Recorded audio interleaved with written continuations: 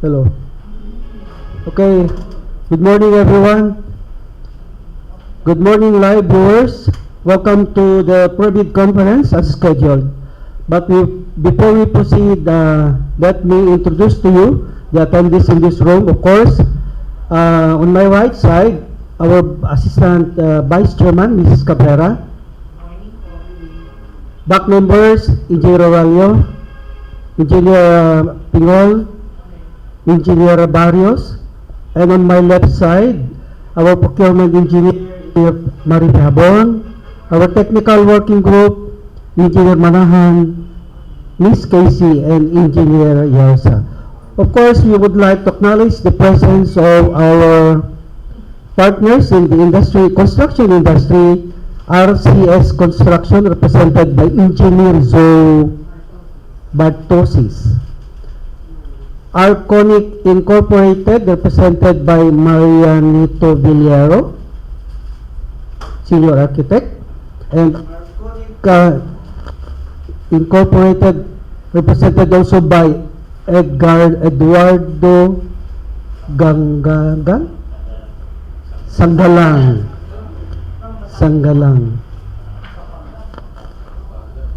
Okay.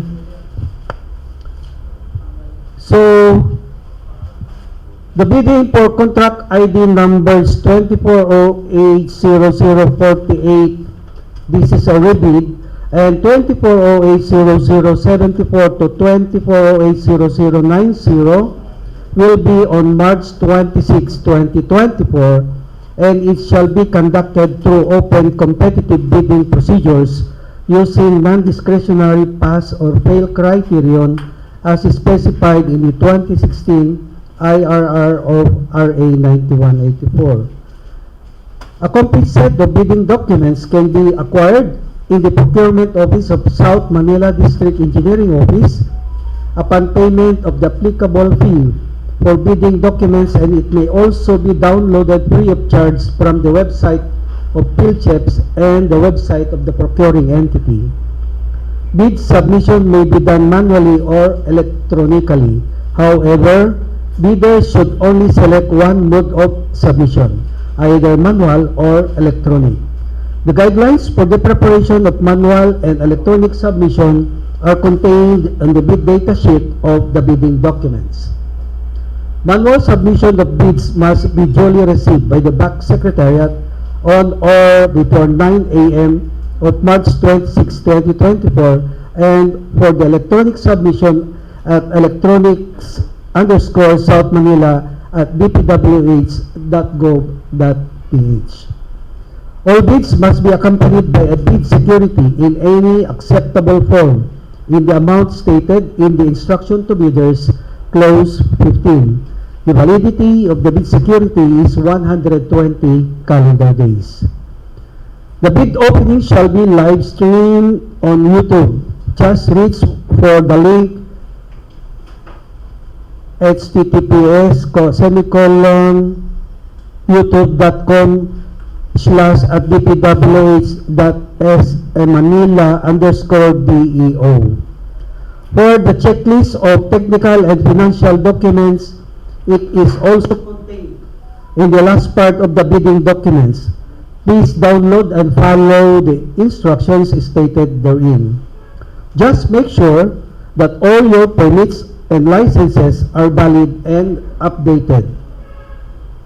All pages of bid documents, whether financial and technical, must be properly filled up and be duly signed by the authorized signing officials, and all bid documents being required for submission must be book-banded, numbered or paginated consecutively.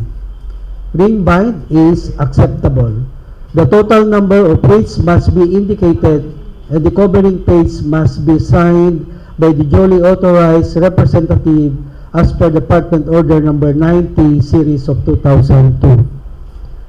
Any bid submitted after the deadline for submission and receipt of bid as set on March 26, 2024 shall be declared late and shall not be accepted. Bidders may submit one copy for each technical and financial envelope. For any queries, you may call the back chairman of SMDEO, Engineer Ernesto Piliones, yours truly, and the back secretariat, Engineer Mari PM Habon. You can find our contact numbers and email address in the invitation to bid. Here are the projects. Contract ID number 24080048, rebid. Contract name, Organizational Outcome 1, ensure safe and reliable national road system, asset preservation program, rehabilitation, reconstruction, upgrading of damaged paved roads, tertiary roads at President Diosdado Macapagal Boulevard, with the ID number S04020LZ, Chainage 340 to Chainage 380.7, with an approved budget for the contract of 2,944,148.59, with a contract duration of 60 calendar days. Next project, contract ID number 24080074. Contract name, Convergence and Special Support Program, Sustainable Infrastructure Projects, Alleviating Gaps or SIPAG, Flood Mitigation Structures Protecting Major Strategic Public Buildings, Facilities, Rehabilitation of Villamor Air-Based Drainage System, Phase 4, Pasay City, with an approved budget for the contract of 96,499,998.21, with a contract duration of 270 calendar days. Next project, contract ID number 24080075. Contract name, Convergence and Special Support Program, Basic Infrastructure Program or BIP, access roads and or bridges from national roads leading to major strategic public buildings or facilities, improvement of roads including drainage system along Villaruel Street, Barangay 38, Zone 5 and its vicinity, Pasay City, with an approved budget for the contract of 9,899,975.85, with a contract duration of 120 calendar days.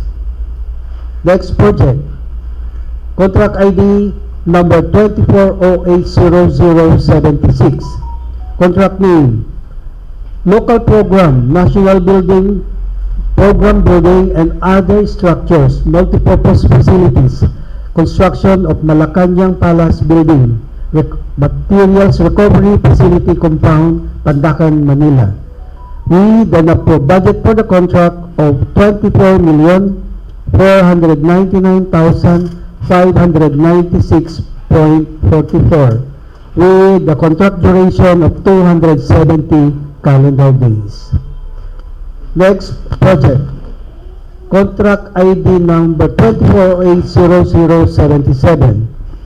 Contract name, Convergence and Special Support Program, construction, improvement of various infrastructure in support of national security or tatag na infrastruktura para sa kapayapaan at seguridad program or TICAS.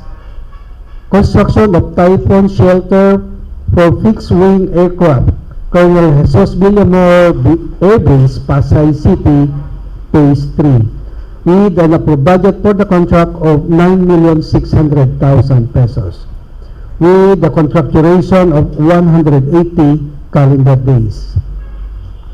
Next project, contract ID number 24080078.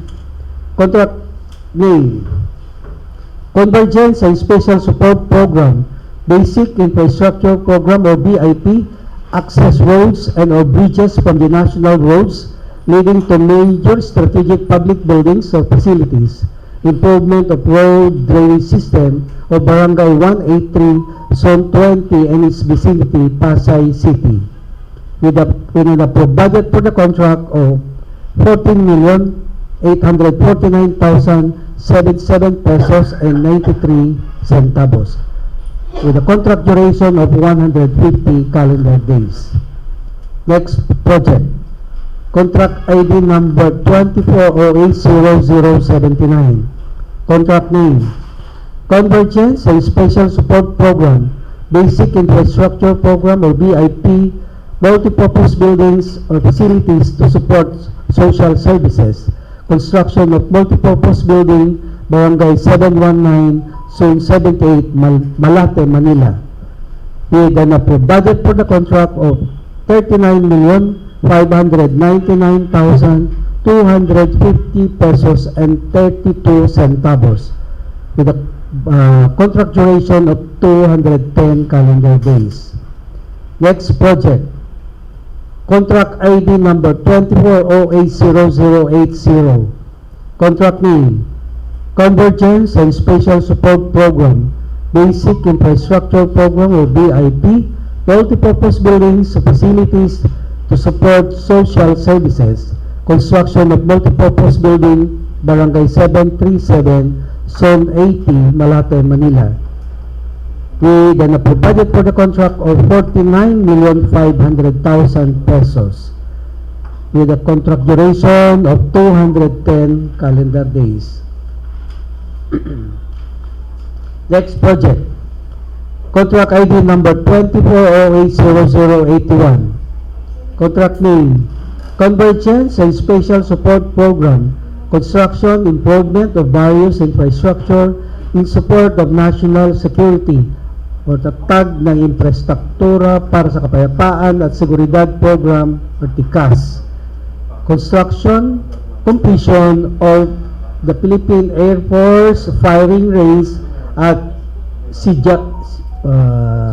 Colonel Jesus Villamor Air Base, Pasay City, with the contract approved budget for the contract of 19,599,320.92, with the contract duration of 180 calendar days. Next project, contract ID number 24080082. Contract name, Local Program, National Building Program, Buildings and Other Structure Multipurpose or Facilities, Rehabilitation of Geriatrics Hospital Building, Malacanang Palace, JP Laurel Street, Manila, Phase 1, with an approved budget for the contract of 29,399,877.97, with a contract duration of 180 calendar days. Next project, contract ID number 24080083. Contract name, Convergence and Special Support Program, Rainwater Collector System, rainwater collectors in public facilities at number 1, Fernando Maria Guerrero Elementary School, Manila. Number 2, Manuel A. Rojas High School, Manila. Number 3, Carlos P. Garcia High School, Manila. Number 4, Rafael Palma Elementary School, Manila.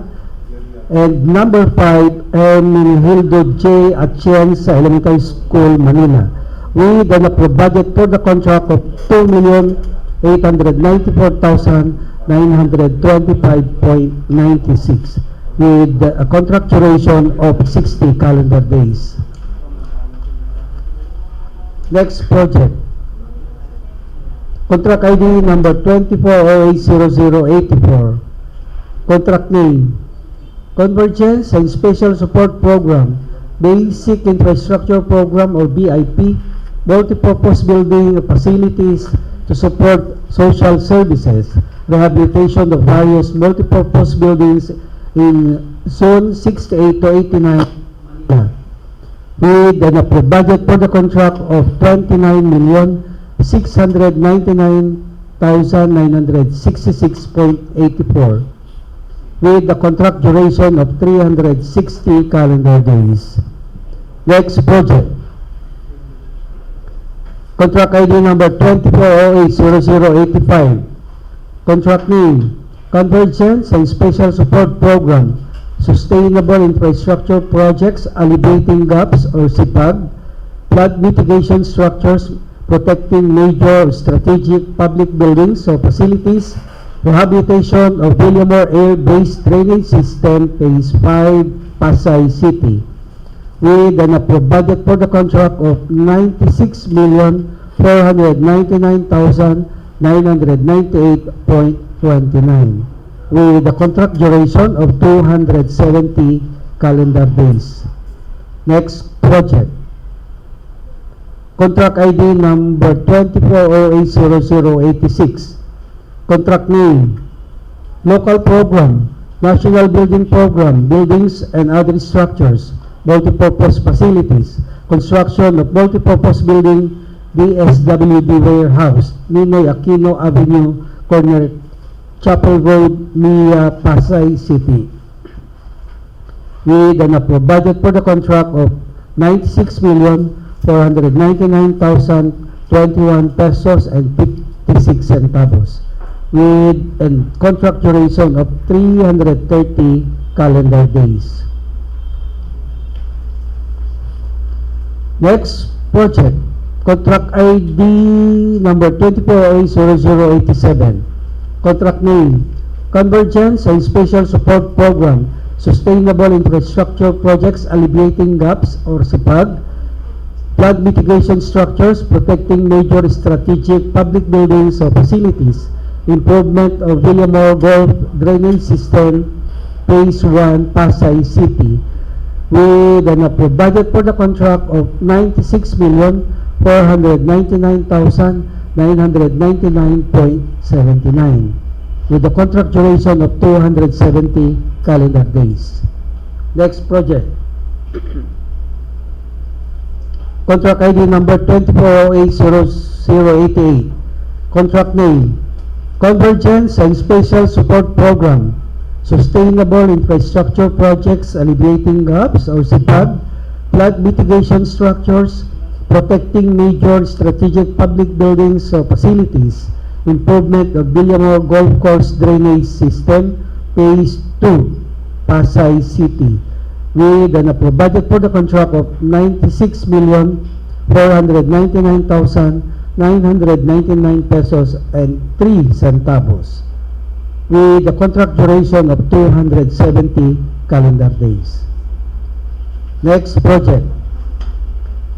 Contract ID number 24080089. Contract name, Convergence and Special Support Program, Basic Infrastructure Program or BIP, Multipurpose Buildings, Facilities to Support Social Services, Construction of Multipurpose Building, Barangay 684, Zone 74, Paco, District 5, Manila, with an approved budget for the contract of 4,949,404 pesos and 11 centavos, with a contract duration of 120 calendar days. And for the last project, contract ID number 24080090. Contract name, Organizational Outcome 2, Protect Lives and Properties Against Major Floods, Flood Management Program, Construction, Maintenance of Flood Mitigation Structures and Drainage System, Construction of Drainage System, Zone 60, 61, and 62, Santa Ana, Manila, with an approved budget for the contract of 48,999,240 pesos and 45 centavos, with a contract duration of 360 calendar days. So that's all the projects. Any questions, reaction from the live viewers, from our visitors inside the room? Any questions or reactions, sir?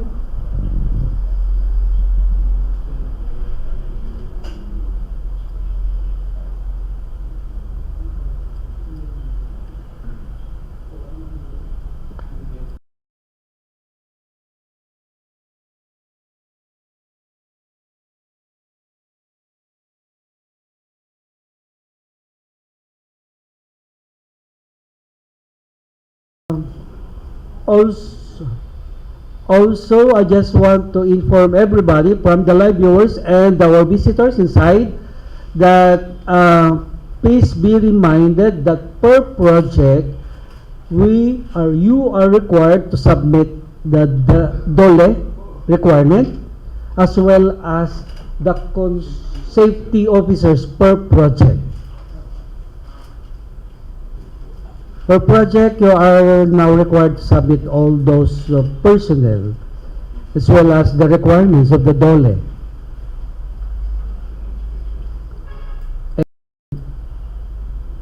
Mind you also that DOLE is now roaming around in our respective projects, so just be aware if and when you will be the one who win the game.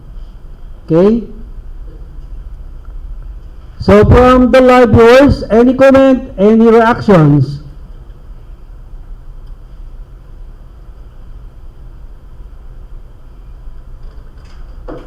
Comment. Comment. Dalawa, sino yun? Wala man lang walang message.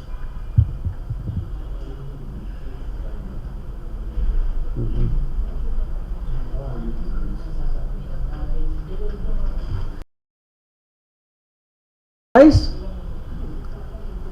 for an information to everybody again, when you are the winning bidder and you are awarded the project, please take note all of those requirements as stipulated in the NOAA to be submitted on time, because we were monitored by our Commission on Audit on when we are going to submit our documents. So, documents are stipulated in the NOAA, Notice of Award. They are all stipulated there. So, if there is no questions, reactions, we can now close the Paved conference. So that's all, and good morning everybody.